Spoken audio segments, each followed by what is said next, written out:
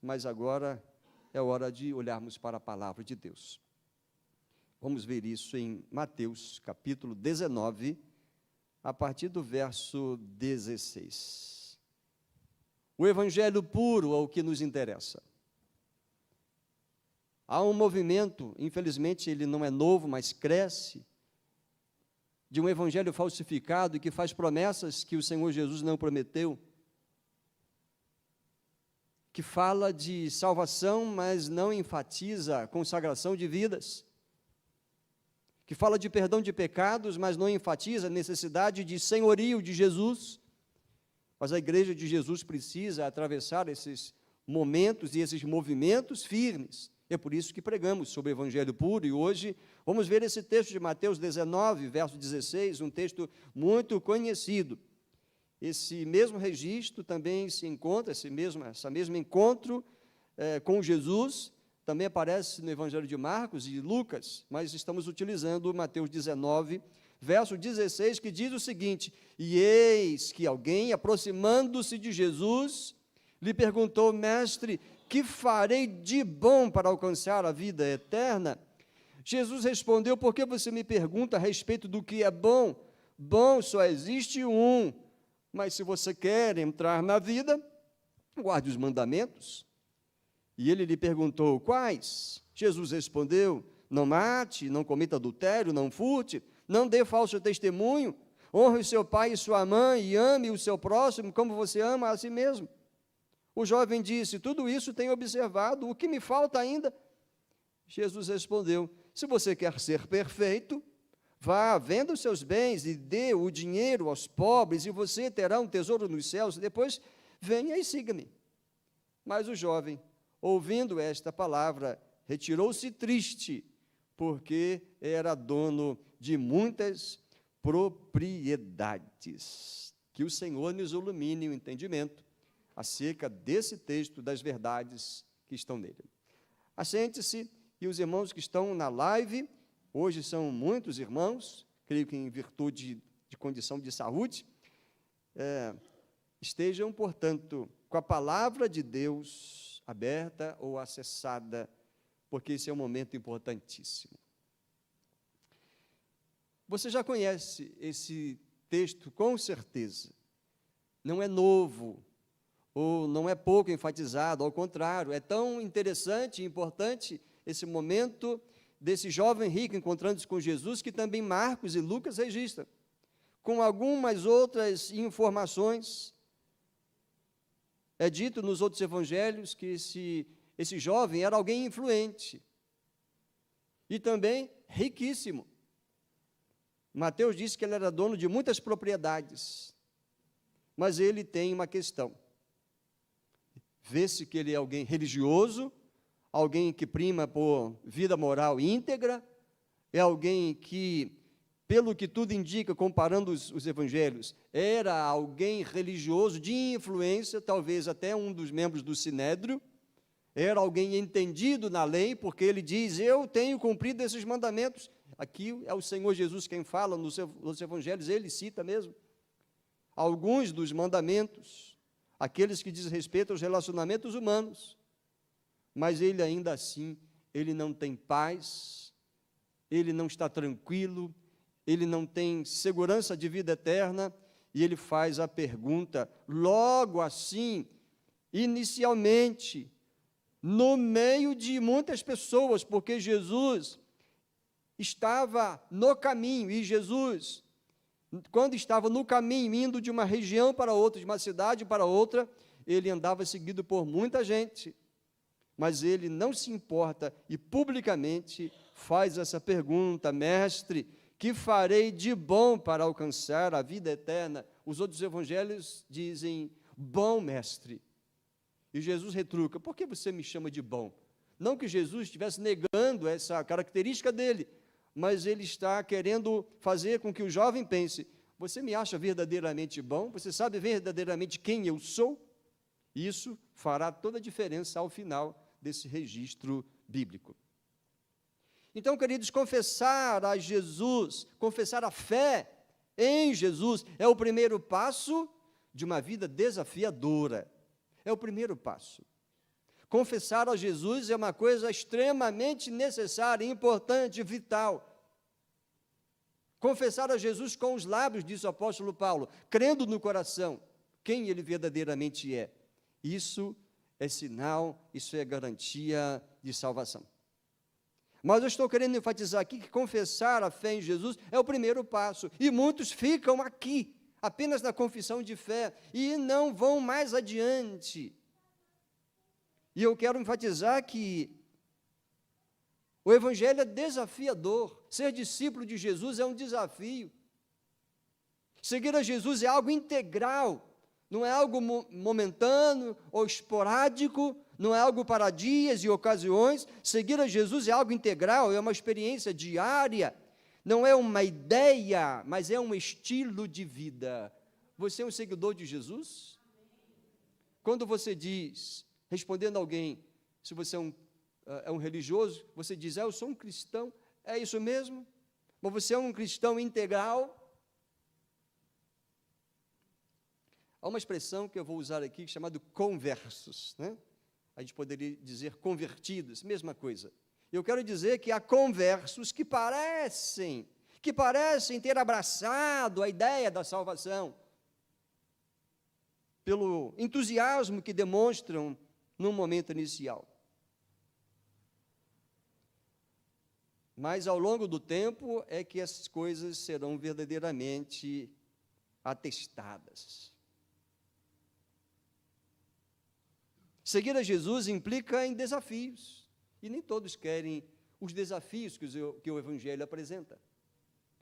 Vocês perceberam que Jesus fez um desafio a esse jovem rico?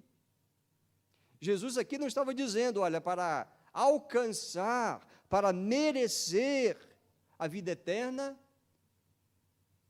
tem que se fazer uma série de coisas. Jesus não está falando isso aqui. Ele está provocativamente levando esse jovem a reconhecer que a autoconfiança dele na religiosidade, na moralidade, não levará ele à vida eterna, mas somente se ele reconhecer a pessoa com quem ele está lidando. Esse jovem não chamava Jesus de um homem qualquer. Não é à toa que ele vai a Jesus, porque ele o tem como mestre. Alguém que tem influência, e influência boa. Alguém que transmite amor, interesse pelas pessoas. Mas Jesus é muito mais do que esse jovem pensa. E quando Jesus se auto-revela para ele e o confronta, agora você vai amar mais a você e a sua riqueza, ou você vai amar a mim mais do que todas as coisas? Se você amar a mim mais do que todas as coisas, me reconhecendo como o Deus que veio salvar, então você vai ter a vida eterna.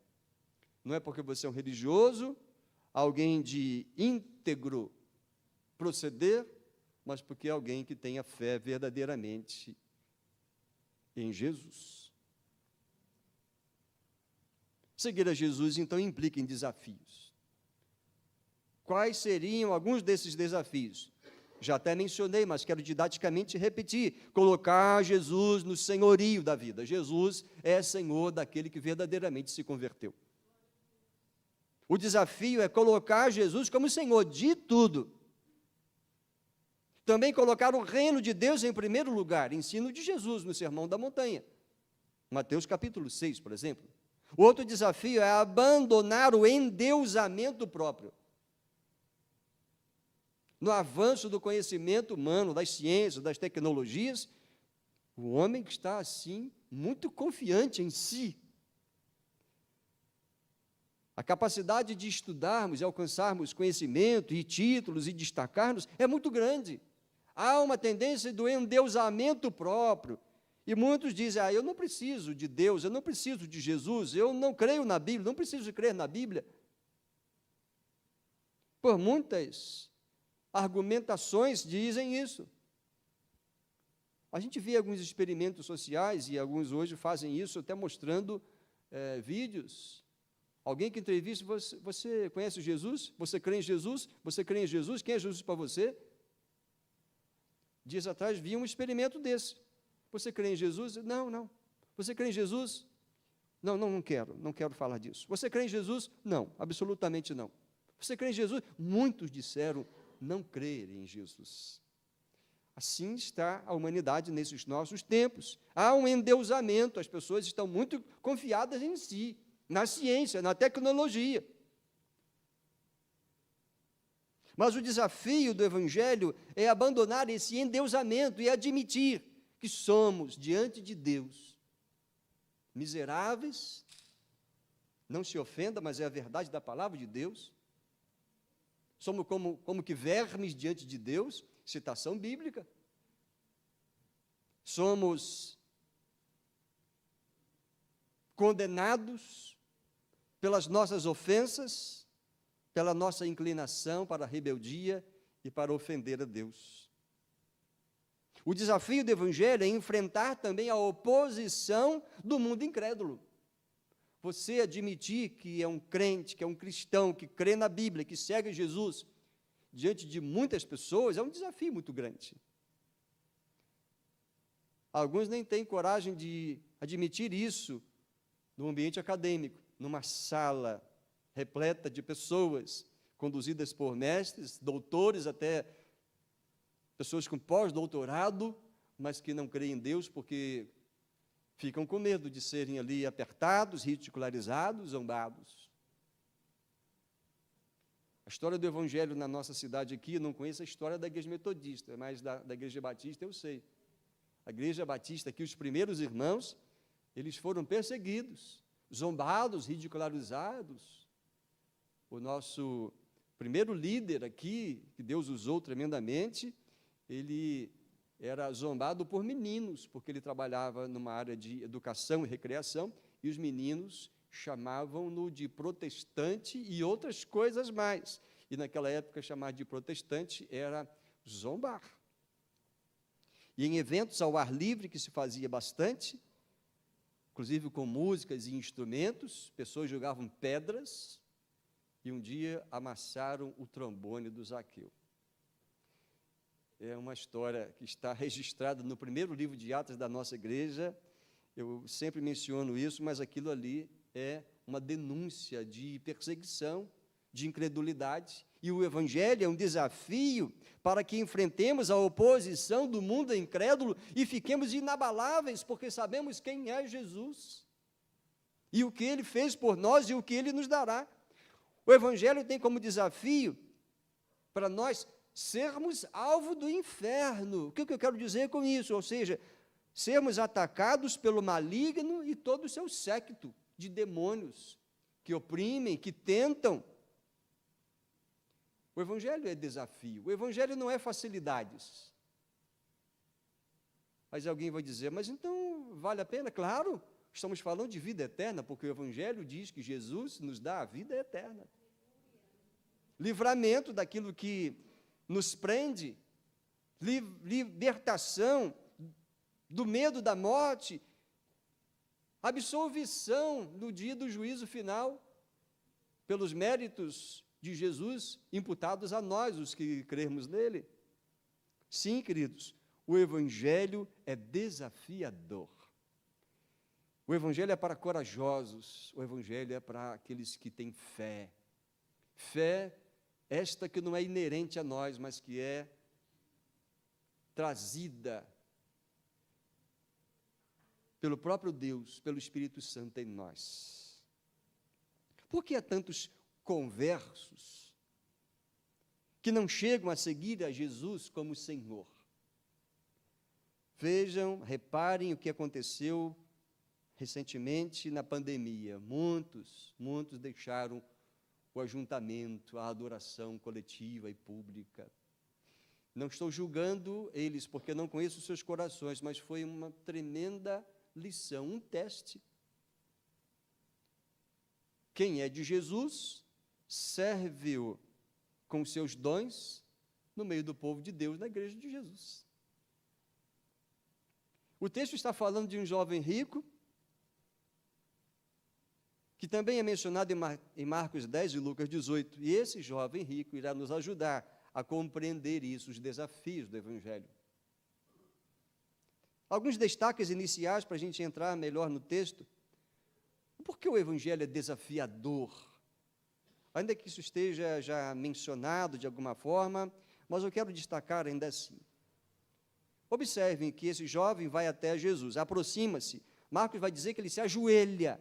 E as pessoas observando, ele um rico, se ele era um rico, vestia roupas boas. Hoje diríamos roupas de marca, né?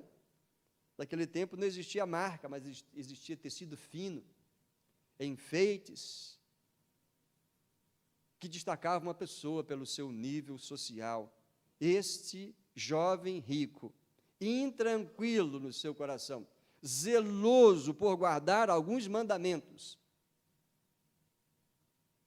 sem sossego no seu coração, ele vai apresentar a sua pergunta a Jesus. O interessante, em primeiro lugar, é que percebemos, desculpa a redundância, ele se interessa pela vida eterna. E o interesse pela vida eterna é uma obra do Espírito Santo na vida do ser humano. O texto não está falando isso aqui, mas sabemos pelo Evangelho, e pelos Evangelhos e pelo Novo Testamento, que é o Espírito Santo que nos convence. Veja que ele faz tentativas, religioso e alguém zeloso pelo seu caráter, pelo bom comportamento, por valores humanos importantes. Mas temos que nos lembrar que se o Evangelho está aqui agora, na sua mente, no seu coração, isso foi obra do Espírito Santo. Muitos estão, nesse mesmo momento, em uma festa, ou se cansaram tanto no dia de ontem, ou em shows da madrugada, estamos na época desses shows aí, e muitos enfrentaram frio, outros foram para clubes, e se cansaram, ou ainda estão desfrutando da noite. Mas nós que aqui estamos, e você que está aqui como um crente, ou como um convidado, ou alguém que se interessa por Deus, sabe que você está aqui pelo Espírito Santo. Porque é Ele que desperta em nós essa coisa de vida eterna, vida além do corpo, além desse tempo, além desse mundo. Não é inerente ao ser humano esse interesse por eternidade, por espiritualidade, não é algo que nasce conosco, ao contrário, o coração humano é voltado para as coisas terrenas, carnais, palpáveis, para as coisas autocentradas, de acordo com os nossos interesses humanos. Só para recordar, o profeta Jeremias descreve o nosso coração em um versículo: enganoso é o coração, mais do que todas as coisas, e perverso, inclinado para as coisas corruptas. Não se ofenda com isso, é Deus dizendo, é Deus nos convencendo que por mais que nos esforcemos para as coisas decentes, nós sempre vamos ter uma porta aberta para aquilo que desagrada a Deus. Desesperadamente corrupto, quem pode entendê-lo? Só Deus. Nosso coração se inclina para aquilo que é oposto à vontade de Deus. Você tem um coração assim. Ou talvez, melhor dizendo, você teve um coração muito assim. Mas você recebeu do Senhor um novo coração, se você crê em Jesus, né? E a nossa inclinação agora não é para essas coisas, ainda que às vezes deslizemos, cedamos a alguma tentação, alguma falha, falhemos no falar, no olhar, no pensar, em alguma ação inadequada. Sim, queridos, o interesse pela vida eterna é obra do Espírito Santo. Paulo vai dizer, em Romanos, capítulo 8, o verso 5, os que vivem segundo a carne se inclinam para as coisas da carne. Mas o Espírito consegue alcançar e despertar uma fé no coração de outros, e estes que abrem-se para o Espírito Santo e inclinam-se então para as coisas do Espírito. Mas o impressionante, para pensarmos, é o que o Senhor Jesus fala acerca do nosso coração. Em Mateus capítulo 7, verso 21 a 23, Mateus 7, 21 a 23, observem, lembrem-se, espantem-se com o que o Senhor Jesus diz, Marcos 7, 21, porque de dentro do coração das pessoas é que procedem os maus pensamentos, as imoralidades sexuais, os furtos, os homicídios, os adultérios, a avareza, as maldades, o engano, a libertinagem, a inveja, a blasfêmia. o orgulho, a falta de juízo, todos esses males vêm de dentro e contaminam a pessoa. Olha só a descrição do nosso coração sem Deus, da humanidade decaída. Por isso, é bom lembrar que o Evangelho é desafiador, porque o Evangelho nos confronta com essas nossas mazelas. O Evangelho nos confronta.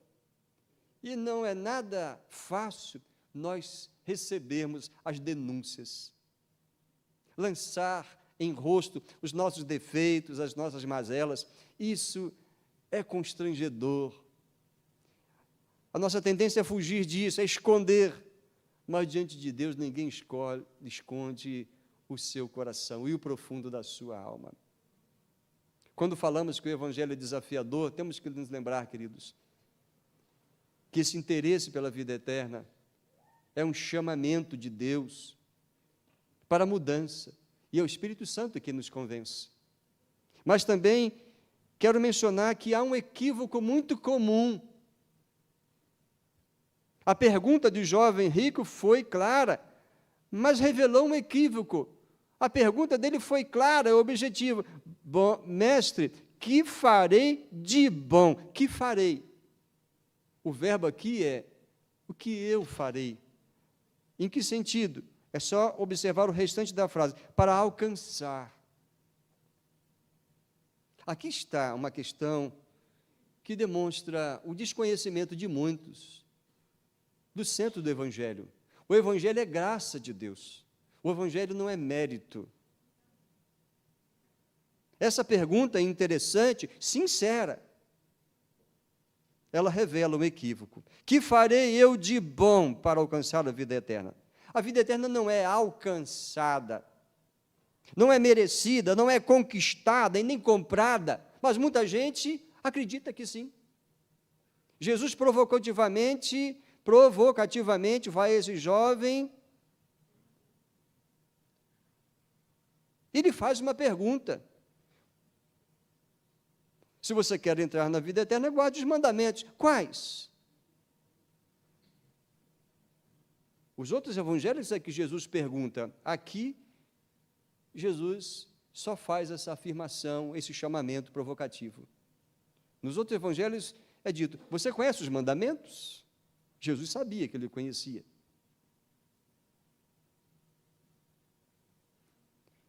Jesus sabia que ele tinha um grande esforço, fazia um grande esforço para cumprir a lei. Para então, destacando-se dos demais, poder então impressionar a Deus, poder aliviar a sua consciência. Veja que ele fazia isso, ele tentava, mas ele não tem confiança, segurança de vida eterna, porque vida eterna não se compra, não se merece, não se conquista, mas é recebida pela graça de Deus. O Evangelho nos faz esse desafio de abandonarmos todo o nosso pensamento de autojustificação e nos lançarmos diante de Deus dizendo, Senhor, miserável homem que sou, sê propício a mim, pecador. Repare que esses mandamentos que são citados por Jesus e o que o jovem sabe de cor, são todos referentes a relações humanas. Não tem nada aqui que foi mencionado por Jesus, ou que ele responde, que está lá nos evangelhos, que dizem respeito a Deus. Não matar, não cometer adultério, não furtar, não mentir ou dar falso testemunho, honrar pai e mãe. E o que resume, ame o seu próximo como você ama a si mesmo. Jesus está aqui afirmando que quem faz essas coisas merece a vida eterna? Não. Cuidado com a leitura do texto. Jesus está dizendo, você tem tanta autoconfiança assim? Vamos ver se você realmente ama como deveria amar. Vamos ver se você satisfaz a lei de Deus. Aí que Jesus faz a proposta. Vender tudo, dar aos pobres e seguir a Jesus. Será que Jesus está dizendo que esse jovem pode comprar a salvação se ele fizer uma grande obra de caridade, um alto sacrifício? Não, não é o que Jesus está querendo dizer aqui. Jesus está dizendo, você ama a Deus verdadeiramente? Você está tão confiado que guardar os mandamentos é algo fácil para você, mas você sabe que se você guardar 90% dos mandamentos, 99%, e falhar em um, você já falhou em tudo? Você precisa mudar, jovem. Você precisa entender que a vida eterna não se compra, não é algo de esforço pessoal, é algo de fé e confissão. Jesus não ensina que se pode, então, comprar ou merecer a vida eterna, mas confronta esse jovem a verdadeiramente colocar o amor a Deus em primeiro lugar. Repare, Jesus é a expressão perfeita do amor de Deus. Você crê nisso, né? Porque Deus amou o mundo que deu o seu Filho. Amou de tal maneira. Jesus é a expressão perfeita do amor de Deus. Então, seguir a Jesus é amar a Deus. E esse jovem não segue a Jesus, não vai decidir a seguir a Jesus, porque ele não ama a Deus como ele pensava. Seguir a Jesus é amar a Deus, seguir a Jesus é o desafio. Abrir mão do que preciso for, mas para amar a Deus, que nos amou e nos deu Jesus para morrer na nossa morte. O jovem não seguia Jesus, pois não via Jesus como filho de Deus, apenas como um bom mestre, alguém diferenciado, mas Jesus não pode ser visto apenas como um bom mestre, ele tem que ser visto como o Deus eterno que se fez carne. Um terceiro destaque, o Evangelho apresenta Jesus gloriosamente e o coloca como centro de tudo.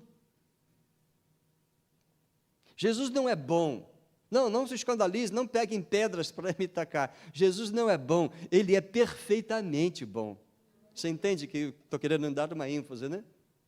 Ele não é mais um homem bom, ele não é um bonzinho, ele é aquele que é perfeitamente bom.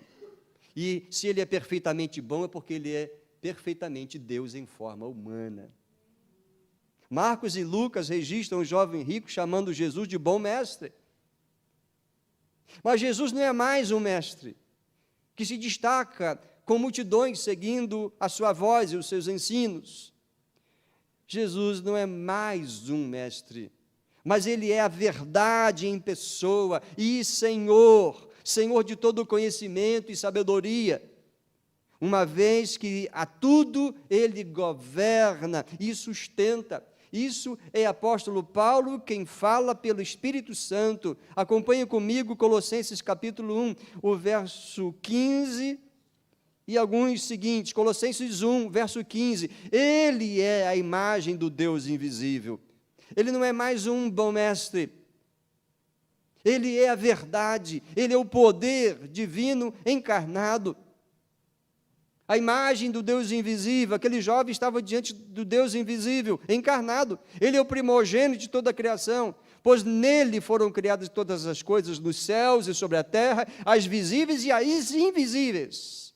Sejam tronos, sejam soberanias, quer principados, quer potestades. Tudo foi criado por meio dele e para ele. E ele prossegue, ele é antes de todas as coisas, nele tudo subsiste. E o verso 19, porque Deus achou por bem que nele residisse toda a plenitude. Esse é o Jesus que o Evangelho apresenta, glorioso, todo-poderoso, Senhor de tudo, centro da história, mas nem todos veem Jesus assim. Aí as perguntas provocativas, que é bom que você pense. Você ama a Deus? Você ama a Jesus?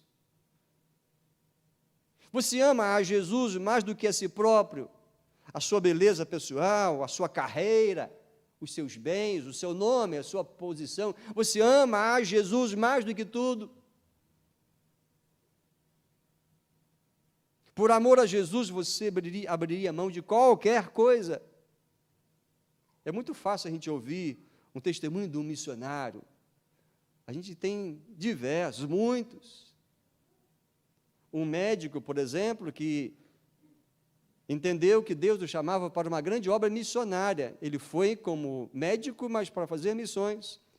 Como médico no Brasil, ele ganharia muito bem, mas como missionário, não. Mas a riqueza dele era servir ao Senhor, levar perdidos a Jesus. mas eu sei de pessoas que deixaram uma carreira promissora como engenheiro, ou como engenheiros, e foram para o ministério pastoral e missionário. Quando ainda morava na Zona da Mata, veio um dos Estados Unidos, esses grandes movimentos de intercâmbio entre igrejas batistas norte-americanas com igrejas brasileiras. E lá estava um pastor, engenheiro muito bem formado, e lhe deu testemunho.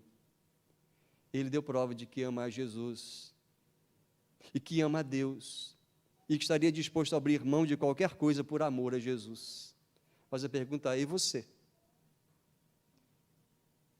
Já abriu mão de um trabalho por amor a Jesus, de um relacionamento que estava escandaloso ou imoral, mas para permanecer no centro da vontade do Senhor, você estaria disposto a abrir mão por amor a Jesus? A vida eterna é seu maior foco? Ou seu maior foco é carreira, patrimônio, boa aposentadoria, ver netos e bisnetos, brincar com eles? Nem todos vamos alcançar isto. Muitos estão indo cedo demais, muitos não estão alcançando esses sonhos, porque esses sonhos são falíveis. Não temos a garantia de que vamos chegar lá. Vejam, uma pandemia vitimou a muitos. Doenças, acidentes. Mas a vida eterna é algo garantido por Jesus. E esse tem que ser o nosso foco. E, com segurança da salvação, enquanto estamos aqui, chamar outros a essa fé em Jesus. Porque a vida eterna tem que ser o maior foco das nossas vidas. O quanto o amor pela vida terrena e os prazeres que essa vida terrena representam, o quanto que isso representa desafio para você. Quero citar John MacArthur, importante teólogo dos nossos dias. A salvação é para aqueles que estão dispostos a abandonar tudo.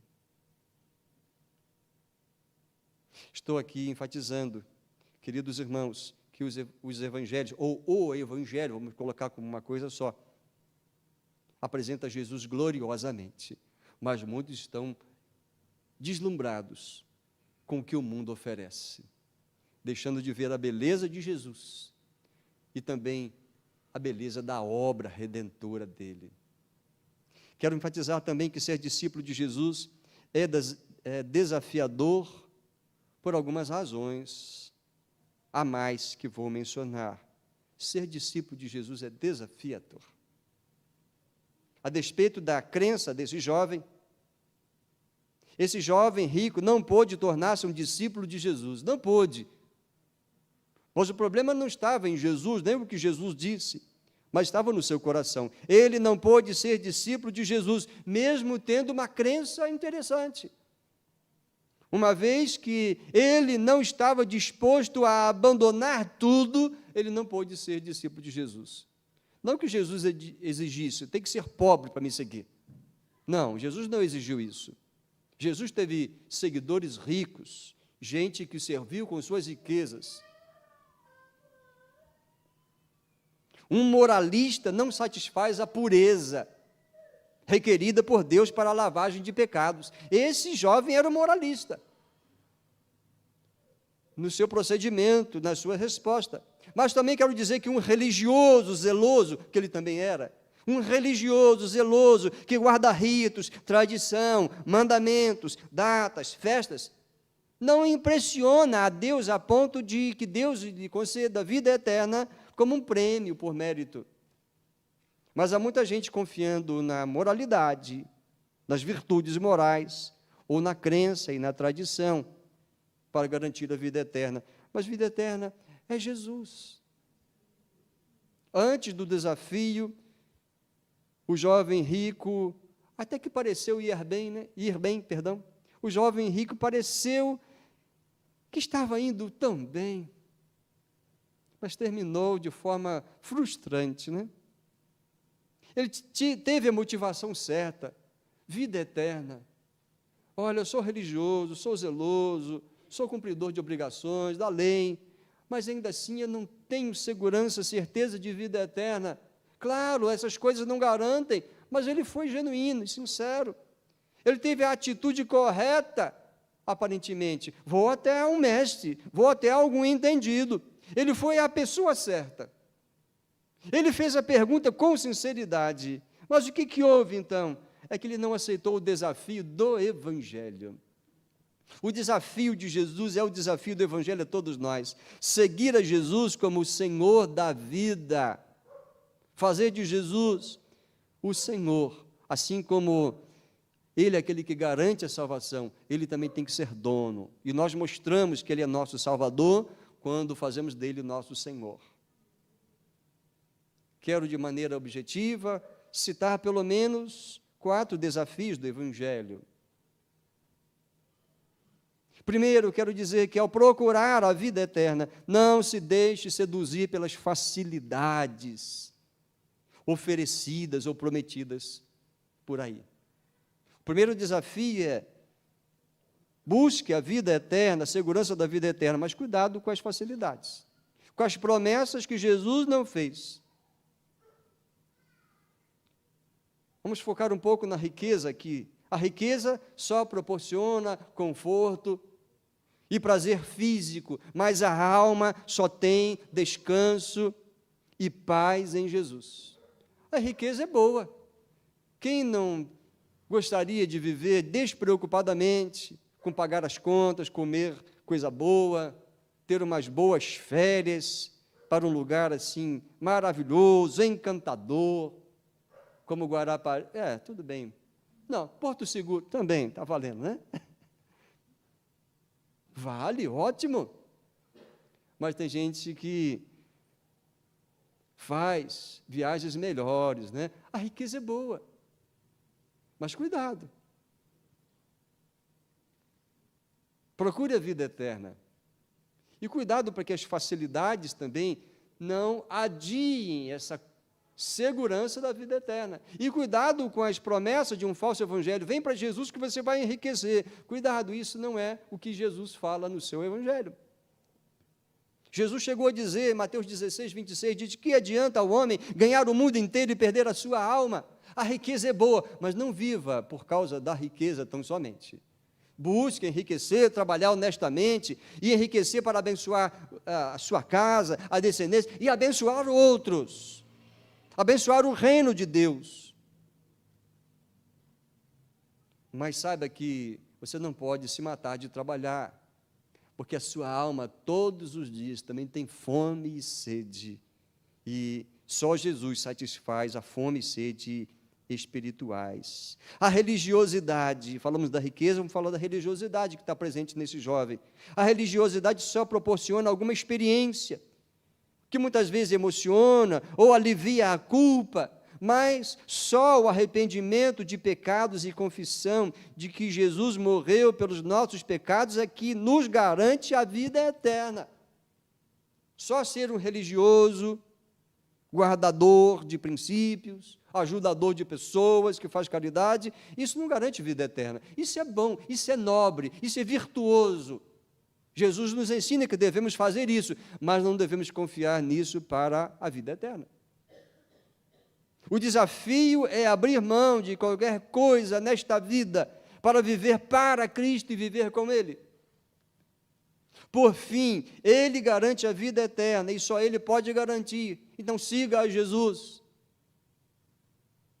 Siga os seus ensinamentos, confie nele, na promessa dele. Não confie em si, na sua capacidade, em virtudes ou obras. Só em Jesus. O jovem sabia que não tinha vida eterna e procurou-a. Ótimo, maravilha. Mas ele não trocou a riqueza e posição para atender o convite de Jesus. O que pode ser mais valioso do que seguir a Jesus e receber a vida eterna? Triste o fim desse jovem que saiu triste. Retirou-se triste, diz o verso 22 de Mateus 19, porque ele era dono de muitas propriedades, riquíssimo, diz Marcos. Não tem riqueza nenhuma neste mundo que possa compensar ou trocar a vida eterna, o descanso da alma, o gozo da comunhão com Deus eternamente. A vida espiritual é muito mais importante que toda riqueza. A religião e a riqueza não conferiram paz a esse jovem, não conferiram a ele alegria, esperança duradoura. Sem a vida eterna, esse jovem seguiu perturbado, religioso, virtudes morais, rico, alma perturbada, porque não recebeu Jesus. A verdadeira carência humana é, sabe o quê? A vida eterna, a comunhão com Deus, a vida com Deus. Essa é a nossa verdadeira carência. Se o primeiro desafio é você não se deixar seduzir por facilidades, o segundo desafio do Evangelho é: tenha uma atitude corajosa de confiar em Jesus quando todos ao redor o rejeitam. O Evangelho é um desafio.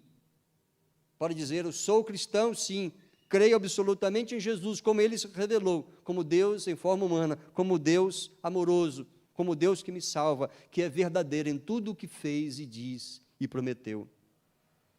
Por que eu falo isso? Isso está baseado no texto? Isso é inferência do texto. Novamente cito Lucas 18, que diz que ele era de alta posição, além de riquíssimo ao final do texto. Ele era alguém de destaque, alta posição, influente, provavelmente um líder religioso, pelas virtudes que ele fala aqui, seguir esses mandamentos. Mas o que as pessoas desse nível faziam com Jesus naquela época? Pessoas desse nível, de influência, líderes religiosos, muitos ricos, rejeitavam Jesus, blasfemavam de Jesus, mentiam acerca de Jesus. Mas o que esse jovem faz? Vai até Jesus, publicamente, ajoelha-se diante dele em reverência. Ele não se envergonha de Jesus, até aqui foi louvável. E esse comportamento dele não é à toa que está, porque o Evangelho nos desafia a confiar em Jesus e não nos envergonharmos dele, não nos envergonharmos da nossa fé nele, não nos importarmos com o que as pessoas ao nosso redor dizem acerca de Jesus. O importante é ter a convicção de que Jesus é Deus. Esse jovem não foi arrogante, não foi presunçoso, ajoelhar-se publicamente junto a um mestre, admitindo a superioridade dele.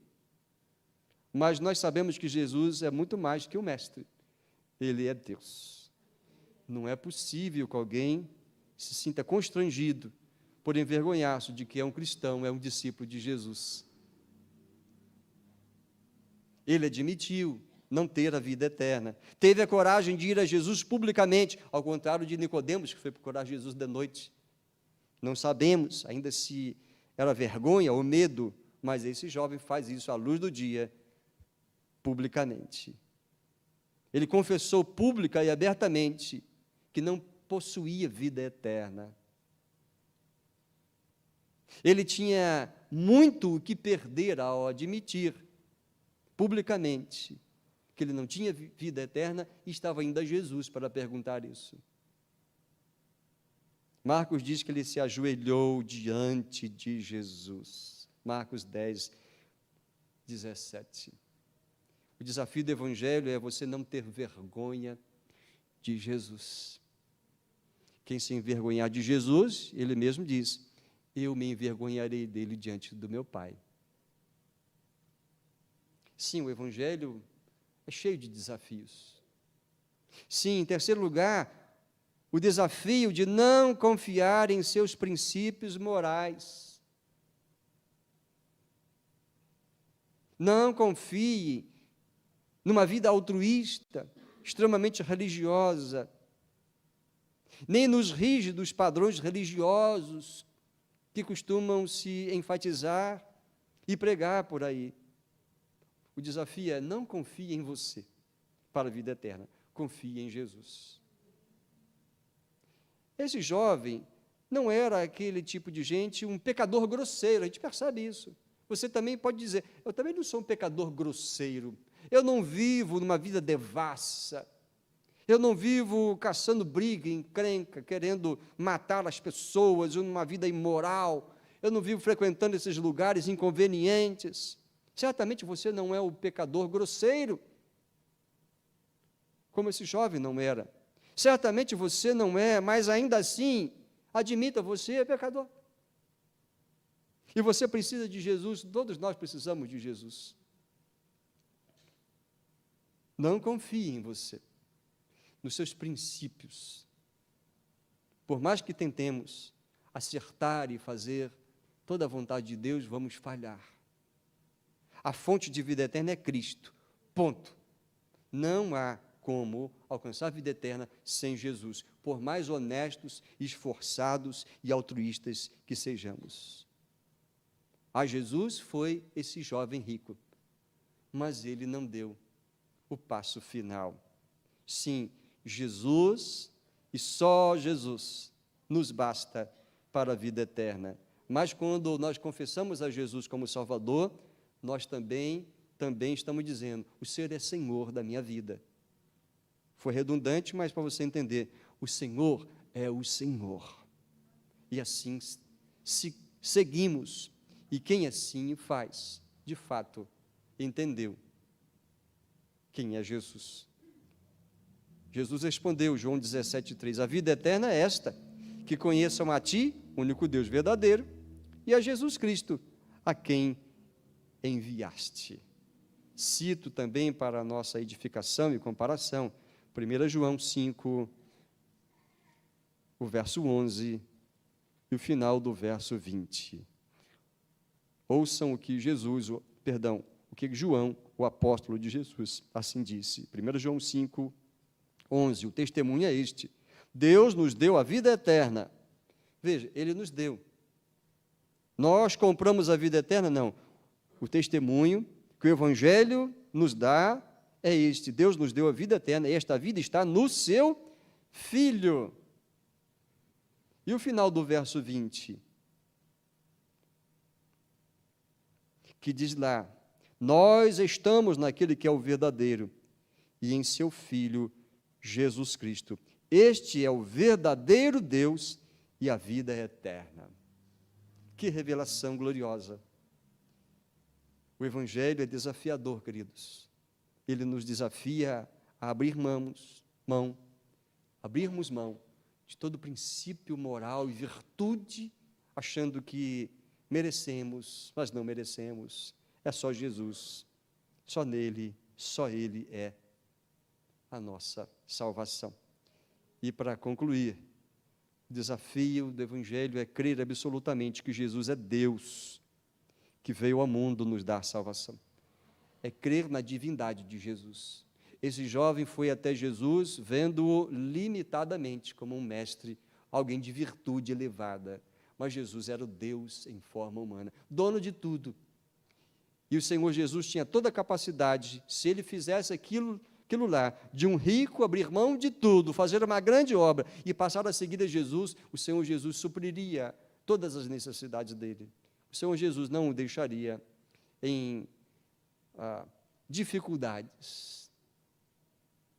Mas ele não confiou em Jesus. A visão dele de Jesus era limitada. O jovem rico via essencialmente a bondade de Jesus, mas precisava ver a pessoa e toda a pessoa de Jesus. Ele chamou Jesus de bom mestre. Ele não está dizendo aqui, o senhor é um excelente mestre, muito eloquente, muito capaz. Ele estava dizendo das virtudes morais de Jesus. Mas ele não reconheceu que Jesus, como Deus encarnado,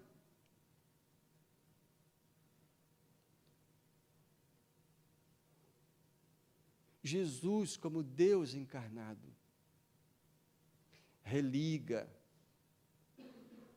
a nós todos, com o próprio e santo e eterno Deus, e que nos restaura, nos religa ao propósito original de Deus o Pai.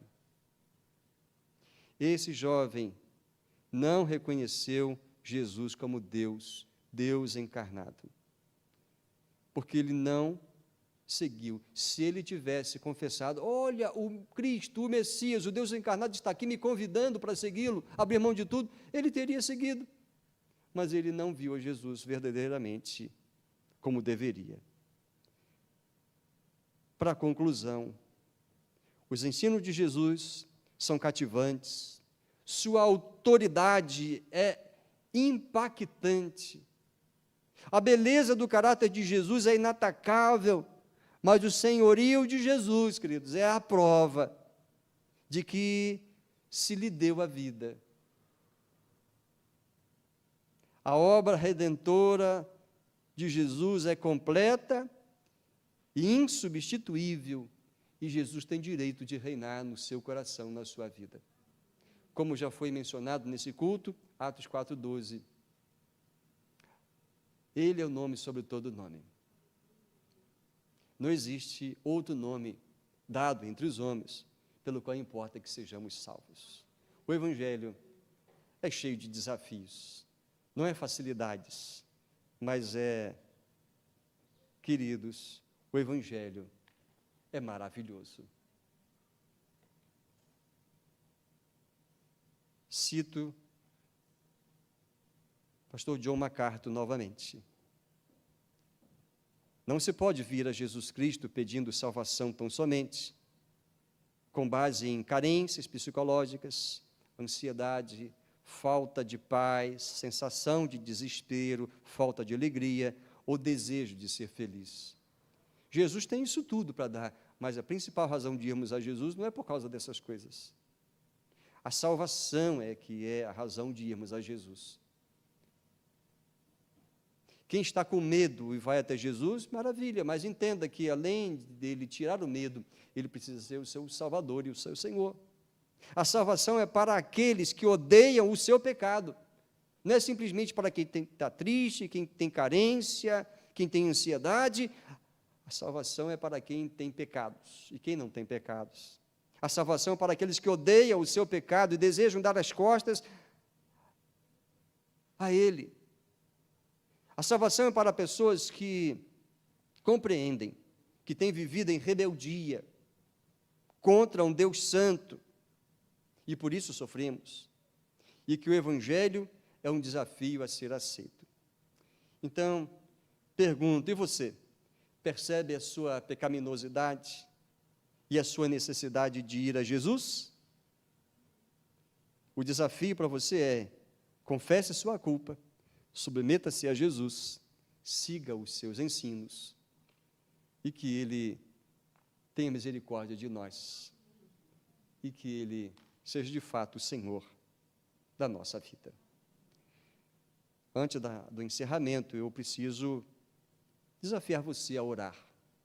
Para você, meu irmão, eu desafio você a refletir em tudo isso que foi dito e responda: você se envergonha de Jesus? Você está